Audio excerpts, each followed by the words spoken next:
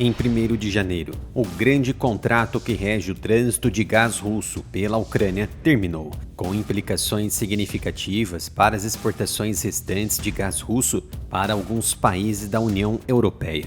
Apesar da guerra na Ucrânia, o gás continuou fluindo por um gasoduto pelo país ucraniano e não houve nenhuma interrupção significativa nesses suprimentos de gás até então. Embora a Ucrânia, como parte de sua incursão na região de Kursk, na Rússia, tenha assumido o controle da única estação de medição ativa para a entrada de gás russo na Ucrânia, a região de Sudza, mas não interrompeu nenhum fornecimento. Até agora, o fim do contrato de trânsito de gás russo pela Ucrânia para a Europa deve marcar, a partir de agora, uma mudança importante, porque o gás via Ucrânia, regido pelo contrato, responde por metade das exportações de gás de gasoduto restantes da Rússia para a União Europeia e 1/3 do total das exportações de gás russo, incluindo gás natural liquefeito. O impacto será sentido especialmente na Ucrânia, Hungria e Eslováquia, para as quais a rota de trânsito ucraniana atendeu a 65% da demanda de gás em 2023. No geral, a participação do trânsito ucraniano nas importações de gás da União Europeia caiu de 11% em 2021 para cerca de 5%. A União Europeia tem uma meta não vinculativa de interromper todas as importações de gás russo até 2027. Com o fim do contrato e o corte do gás da Ucrânia, poderia agora acelerar essa dissociação e também implicaria uma perda de 6,5 bilhões de dólares anualmente para a Rússia, a menos que ela possa redirecionar esses fluxos para outros gasodutos ou terminais de gás natural liquefeito, e isso é muito possível. Além do mais, a interrupção no trânsito de gás via Ucrânia é contestada pela própria Hungria, Eslováquia e parcialmente pela Áustria, por medo de perdas econômicas desproporcionais em tal cenário. Para evitar preços mais altos e interrupções no fornecimento de gás a partir de agora em 2025, esses 4 países querem manter alguns fluxos de gás via Ucrânia por rotas alternativas. Eles temem que a interrupção agora acabe com acesso privilegiado ao gás russo para sempre, potencialmente colocando-os em desvantagem competitiva em relação a outros países da União Europeia. Haja vista que o mercado econômico depende muito do gás, principalmente o setor industrial.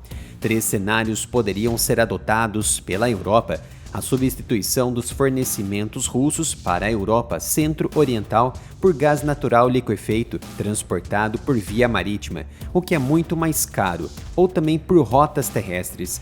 A substituição de suprimentos russos por gás azeri por meio de gasodutos ucranianos a partir do Azerbaijão, e também um novo tipo de acordo de gás entre a União Europeia, a Ucrânia e a Rússia, o que é improvável de acontecer nesse momento.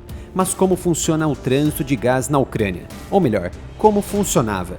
O sistema de gasodutos da Ucrânia conecta Rússia, Polônia, Eslováquia, Hungria, Romênia e Moldávia, mas os fluxos de gás via Ucrânia, pelo chamado Sokharanovka, para a Polônia e a Romênia, pararam por causa do conflito.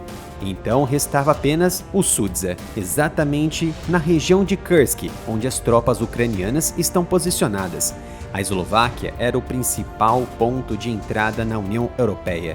Junto com a Eslováquia, Áustria, Hungria e Moldávia eram os principais receptores de fluxo de gás via Ucrânia pelo sistema de fornecimento de gás russo de Sudza.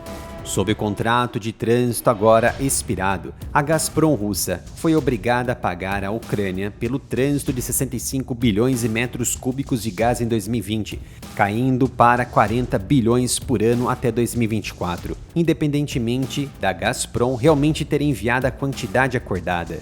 Na verdade, os fluxos de gás em 2024 foram de cerca de 44 milhões de metros cúbicos por dia, o equivalente a 16 bilhões por ano, significativamente abaixo do valor contratado de 40 bilhões de metros cúbicos por ano.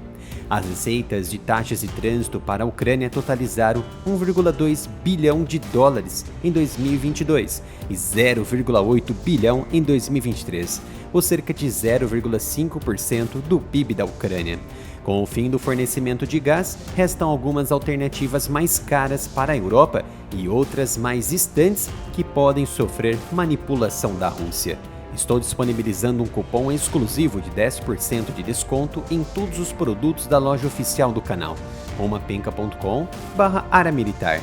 Não perca essa oportunidade, use o cupom NATAL10 para ter 10% de desconto. Terminais de gás natural liquefeito na Polônia, Alemanha, Lituânia, Itália, Croácia e Grécia. Novas unidades flutuantes de regaseificação de armazenamento de gás na Alemanha e na Itália, e a potencial expansão da capacidade do gasoduto Turkish Stream, que atravessa o Mar Negro da Rússia até a Turquia, poderiam substituir todo esse volume perdido. Há infraestrutura suficiente para que os operadores do sistema de transmissão transportem gás de substituição para a Áustria, Hungria e Eslováquia. Por exemplo, a República Tcheca alega ter capacidade de rede de gás suficiente para dar suporte a outros países e assim diminuir as potenciais interrupções e seus efeitos do fim do gás russo pela Ucrânia. Este cenário, em que os volumes atualmente transitados são substituídos por importações de gás natural liquefeito de outros países, pode ser a opção mais limpa para a União Europeia.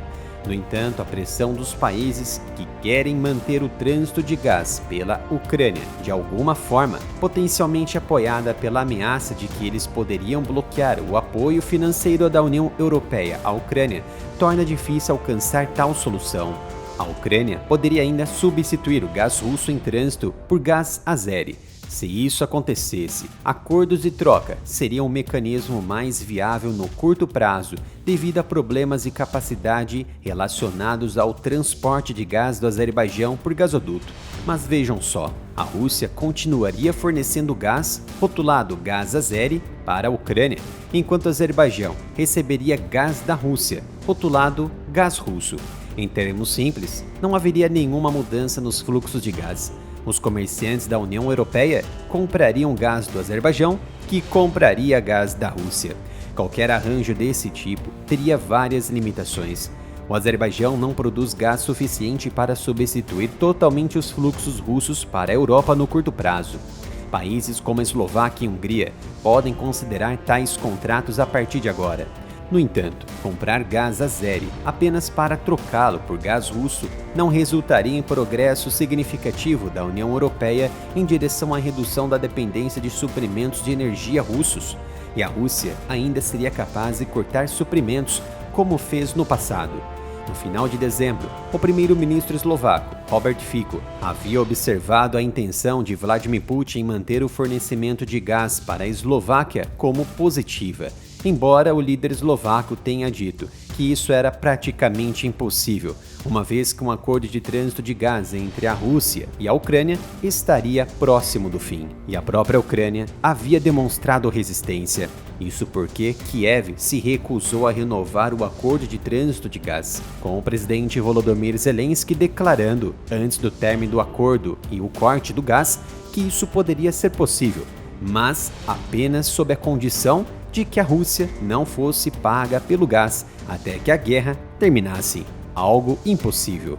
Como já sabem, esse é o canal Analytics dedicado a assuntos de geopolítica e defesa. Visite o canal e, se gostou, se inscreva e ative as notificações.